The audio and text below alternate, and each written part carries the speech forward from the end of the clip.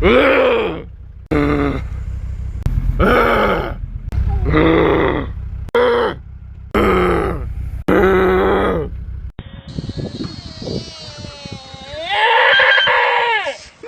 y'all. So we are going to be doing a little experiment here on running waste oil, hydraulic oil and gear oil and used motor oil in this case, in my 1978 Mercedes-Benz.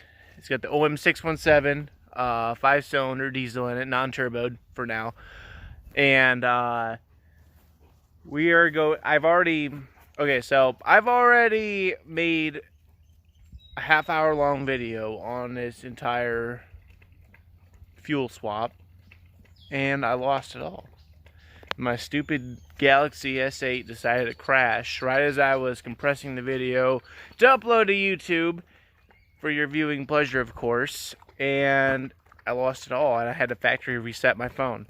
So what we're gonna do is mix this waste oil that I get from work with gasoline at a 20/80 mixture.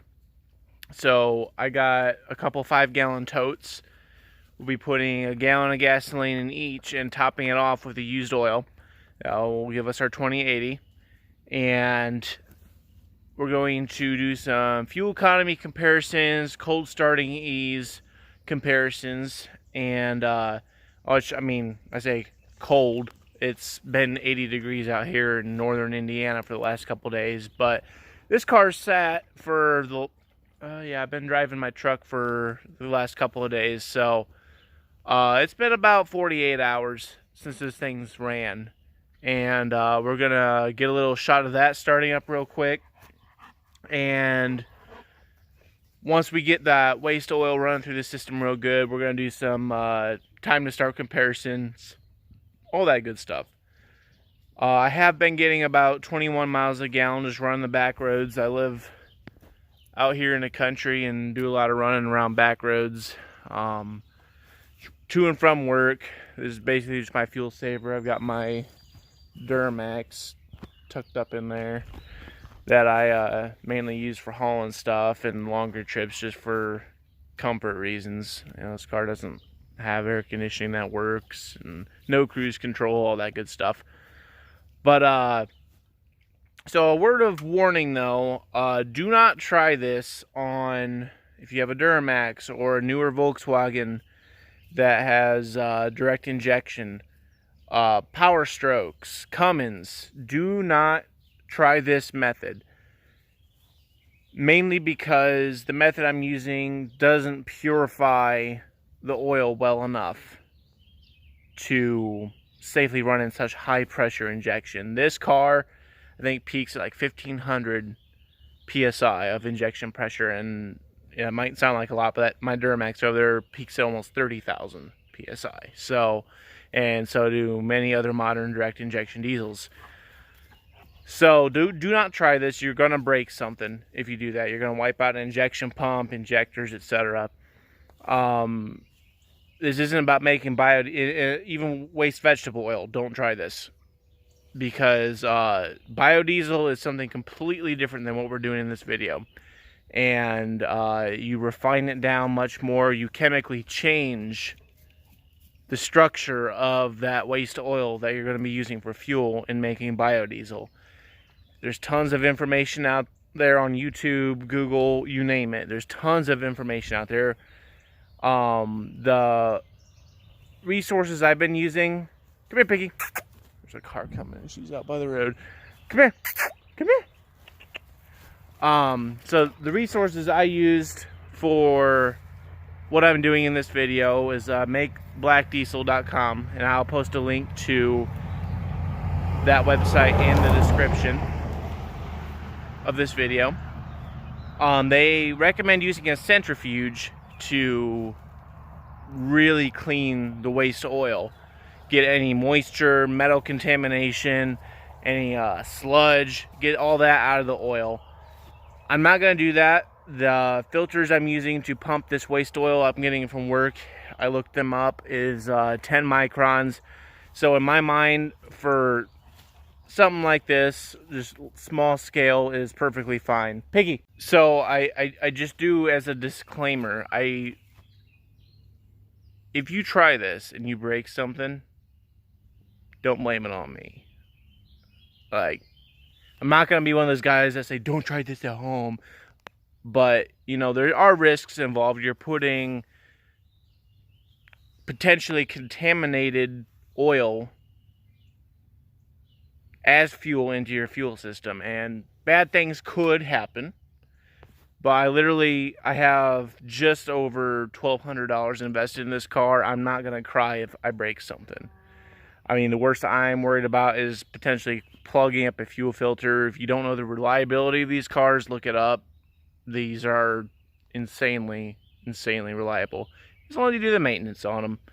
And yeah, it's a beater, but I do take care of it somewhat. And I think it's going to do just fine in doing this for the warm months. Because I'm worried about this stuff gelling up pretty good during the cold months. It gets down in the negative teens here sometimes in the winter. And, but for now, just say screw Uncle Sam. And so here's our cold start of the car on straight diesel. It said it was sitting for about 24 hours. Doggy wants to go for a ride. Just got done running the glow plugs. And let's see how it starts up. So as you can hear, right off the bat, about 75, 80 degrees out, starts up like nothing. And we're gonna have this weather for a while, so I'm confident we can use this for our ease of starting comparisons. Although I would like to try this in the wintertime. I might use some anti-gels and try to run this in the wintertime. We'll see.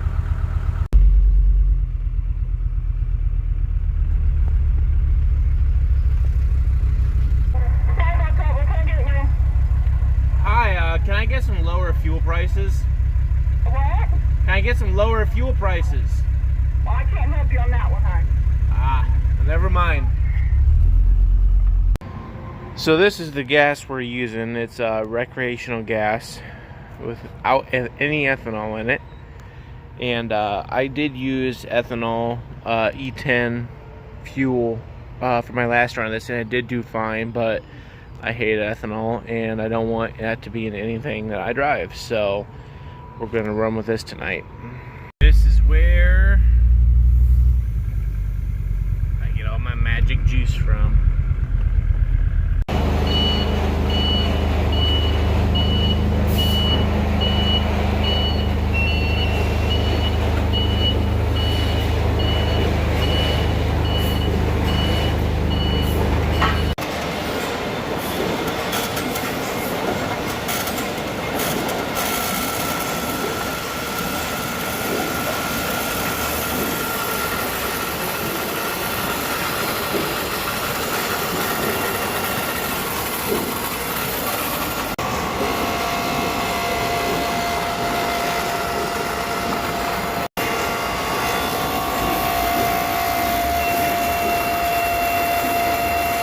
So my fuel gauge doesn't work accurately.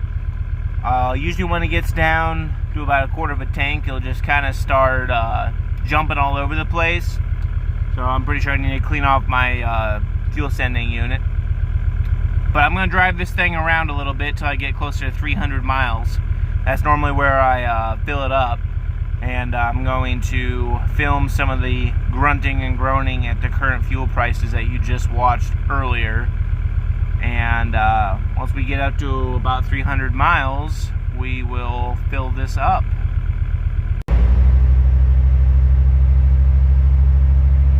Alrighty, it's that time, folks. We're gonna put in our waste oil. Got a little funnel here. Really want to find one that's a little bit longer though, because I'm gonna have to have the nozzle like right up to it. That way it doesn't spill back on me. But got 15 gallons there. Got about 320 miles on the car, so I should only have like a gallon or two of diesel left in it. I wanted to run it as low as I can, so I'm gonna get her filled up now. So I ditched that other funnel because it was just making way too much of a mess. That's a good fuel treatment. You should use it. So we are up to the brim with our black diesel. There's probably like a quart of that fuel left in that last jug. So it took just shy of 15 gallons, and we're up to the fill neck. So we're gonna start it up. Oh man, the focus is weird. Okay, we're gonna start it up and listen to how it sounds. See if we get any smoke, all that good stuff. Alrighty, so we have been running for about 10 minutes on the waste oil, and you can see here the fuel filter. Black, so we are running fully on that. Idles out real nice. Let's see, and you really can't see on the camera. I can see it, but if you look at that tree line, you just see just a little bit of haze of loose smoke. Yeah, maybe if you look at that pine tree, you really can't see it on the camera, but there's a little bit more smoke at idle than normal. Yeah, you really can't see it on the camera, but definitely smells like an engine that's burning motor oil. Everything in my brain's telling me something's wrong, but no, that's just how we roll now. But runs very nicely on it. So we're gonna run to town and get some errands done, and I'll be checking in with you later on. There's a few different diesels that you can do this to. The older Mercedes are one of them. The OM 617, the 616. Some of your GM products like the 6.2 and 6.5 turbo diesel. 6.2s were like from the 70s up into the 80s, and some 90s too, I think. And then the 6.5s were in early 90s on up to right about 2000, and 2001 came out with the Duramax. The old Cummins you still can't. Those are direct injection right off the bat. Old 7.3 and 6.9 IDI 4 diesels, not the Power Strokes. The 7.3 IDI isn't a Power Stroke. You can do that on those. All your old Volkswagen. Here's a cold start at 50 degrees.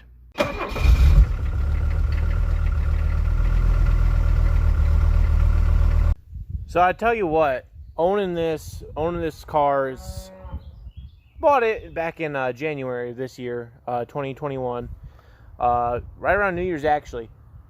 But it's humbled me.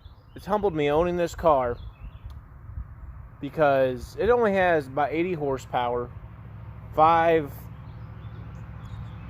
cylinders, screaming whatever German Eagles, whatever Eagles they have over there, just screaming away at 3,000 RPM, doing 60 miles an hour down the highway. It's been humbling because, you know, I'd be in my Duramax. It's a pretty quick truck, and you know, I'd be sitting at a red light, you know, waiting to go. The light turns green. Well, here's old Edna in front of me in her 1994 Lincoln Continental, just feathering the gas and just going, and then I'd be laying on my horn. I'd be like, "Come on, you old heifer, get out of the way! God, come on!" Now I'm pulling out onto a highway. You know, there's no cars for a half a mile, but there's some coming. They're a half a mile away. I put the pedal to the floor, and 30 seconds later, I'm doing 40 miles an hour, and they're up on my ass. I'm just like, but as you know, I have two vehicles. This car and my Duramax, which you have seen in earlier videos. I take both of those cars all over the place. You know which one gets more attention? More, "Hey y'all, why are you at the diesel pump?"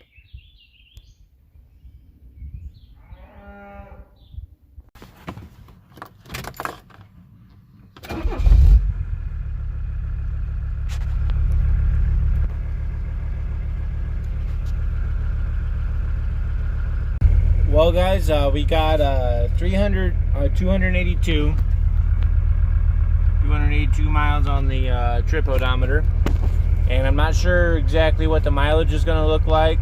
Like I said before, my fuel gauge is a little bit wacky when it gets down to about a quarter of a tank, and so we're gonna go ahead and run down to the gas station and fill it back up with diesel just for an accurate measurement on how much fuel we consumed doing this test. Hopefully this works out, and this will be one of the last times this summer I put actual diesel from the pump into this car. So far in this almost 300 miles, not a single hiccup. Exhaust is stinky, but I mean, you're burning used oil, so I mean, what do you expect? I'm hoping I can get my hands on some waste oil here soon. I just you see right there, I just had that dropped off to my house, $20, a brand new RVC tow.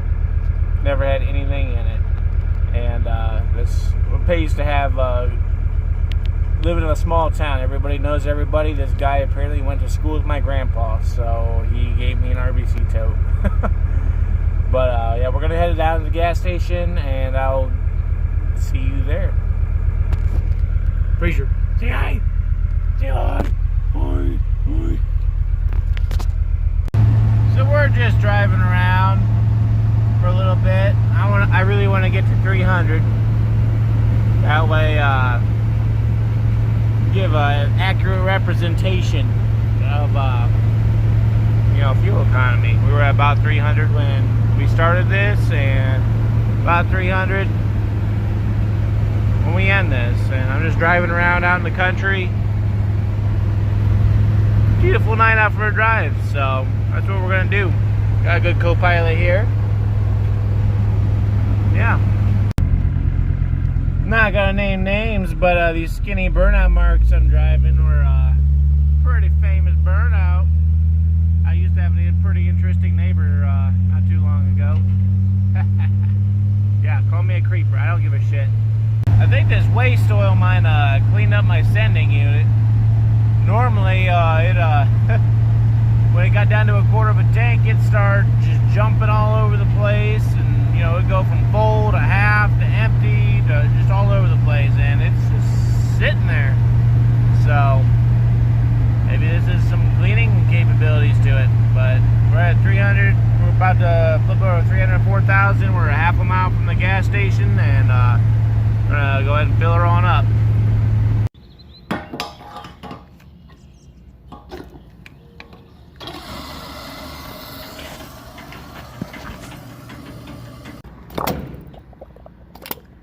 Alright, so we're full. 11.7 gallons. So we're gonna add that up and see what we got.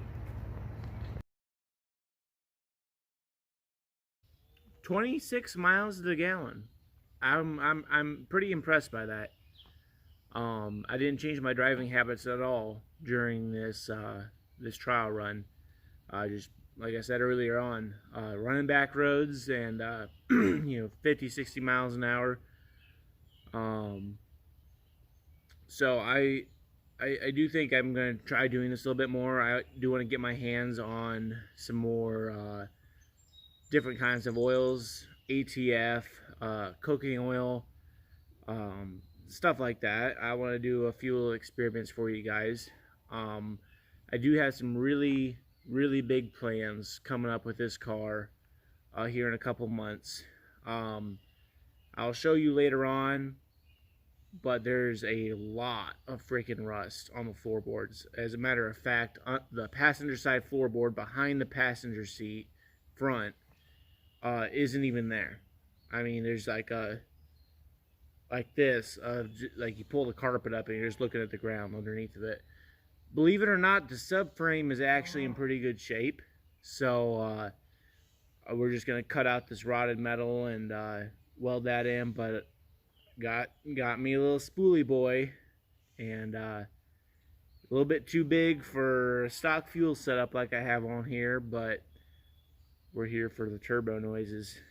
And yeah, this car is going to be a completely different animal in 2 months from now. I mean, it's unreal. So if you would subscribe to the channel, hit that notification bell, and keep up to date on this, because I'm super excited, and I'm super excited to show you guys what I have planned for this car.